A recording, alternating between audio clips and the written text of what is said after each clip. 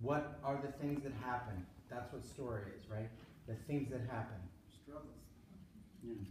That's a theme. What's the story? Story, I feel like, is coming from the creation of Black people through the struggle of slavery, from slavery into the struggle of different oppressions, going through, of course, history, and then ending with where we are now and how we can bring all those struggles together to fix the problem. Got it. That's right. Got it. So is that, did you all get, that was beautiful. Did anybody else get that that's really what the story is? This happens, this happens, this happens, this happens, and it's a progression from slavery up to now, or even before. Okay, good. What character did you find? Go ahead. So I was saying that I believe that the story of the African in America is always a story of a life interrupted, of a brilliant potential that was interrupted. For Antonia. Thank you. Yeah. I like that.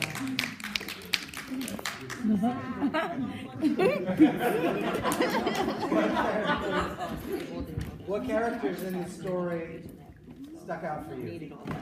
Were you drawn to, moved you, pissed you off, caused any sort of visceral response to you? What characters did that for you? I think the narrator in the scene when we see the three women on the slave ship, the way she had a rhythm with her words was beautiful. When she described, what's her name? Sister Translator. When she described, I literally had to take a second and just look down because I thought I was seeing her. That's how well it was delivered.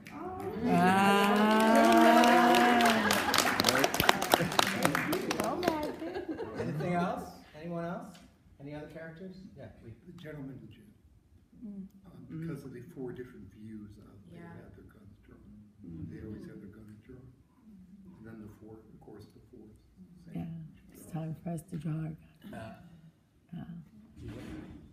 Is the play about any one, two characters? Was there anyone that stuck out and said, "Oh, this is this person, this character's play"? Okay. What part of the story engaged you the most with the play? When you were most engaged? Yeah, in the back. I was going to say, I really like the way that you guys brought into the child welfare state. It's one of the biggest things, like passionate things to my heart, is that I feel that is so true. And that stuck out to me the most, and as well as the O.J. Simpson trial that I was in Los Angeles at the time, so that really stuck out to me. You guys portrayed it beautifully. Thank you. I really enjoyed, well, I enjoyed the whole thing, but I enjoyed the beginning up to right before they're abducted. I think that whole section was so, like, it was poetic and almost, like, hypnotic in the way that everyone was delivering things, and I thought it was a beautiful way to, like, show how much of a family this show like, brought together, especially just when everyone was coming in and Passing the blood. It brought up the lightest side of the show early, so that we did care about everybody going forward. And I thought that was very beautifully done. Thank you. What else? I really like the couple and clap your hands.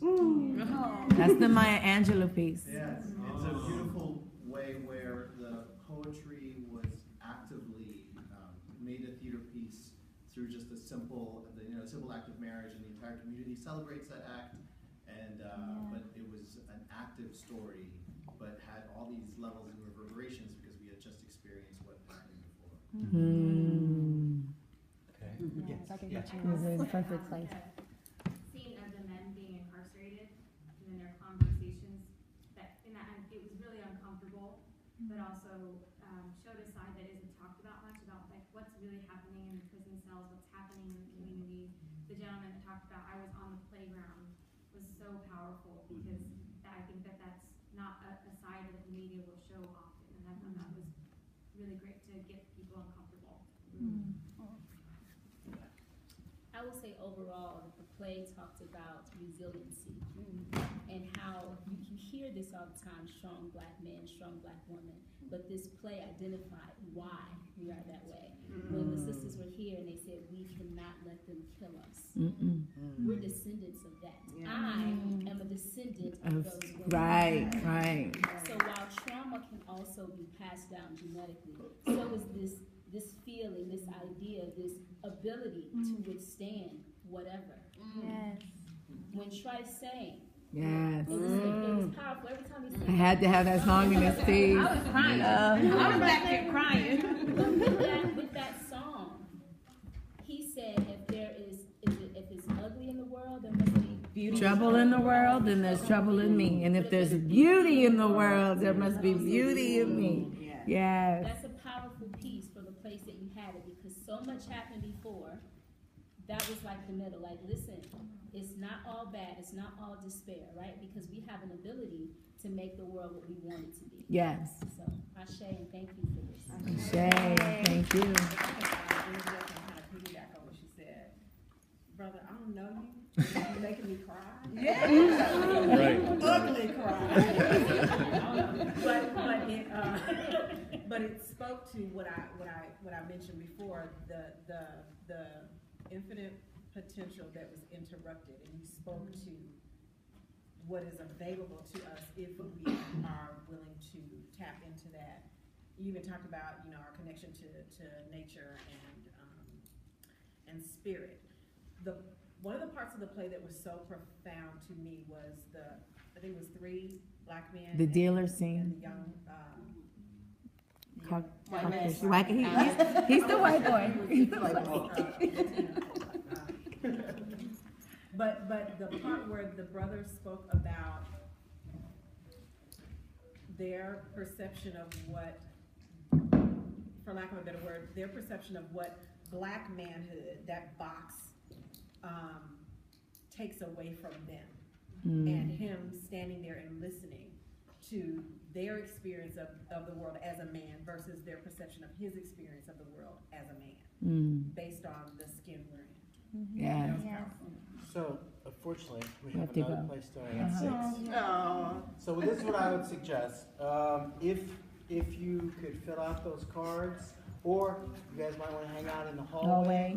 Because one of the questions I'd love for people to give you some feedback on is, what parts of the play do you think should be developed further? Okay, so. Thank you, Chris.